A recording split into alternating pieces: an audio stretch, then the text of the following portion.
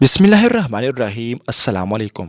حضرت یہ فرمائیے کہ اگر ایک شخص صبح مدینہ منورہ سے احرام باندھ کر مکہ کی طرف جائے تو راستے میں صبح کے اذکار کرنا افضل ہے یا تلبیہ پڑھنا؟ واضح ہے کہ صبح کے اذکار میں تقریباً 1 گھنٹہ صرف ہوتا ہے، کل سفر تقریباً 4 گھنٹے کا ہے۔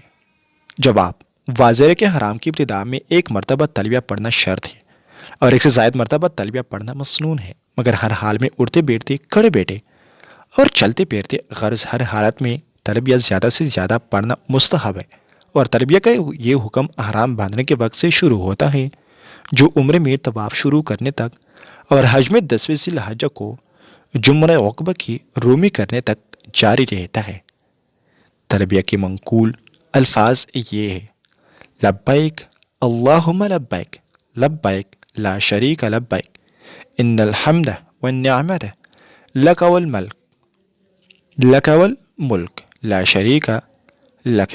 البتہ دیگر اذکار مثلاً لا الہ الا اللہ، الحمد للہ وغیرہ بھی تلبیہ کے قائم مقام ہو سکتے ہیں۔ دارالفتح الاخلاص، کراچی۔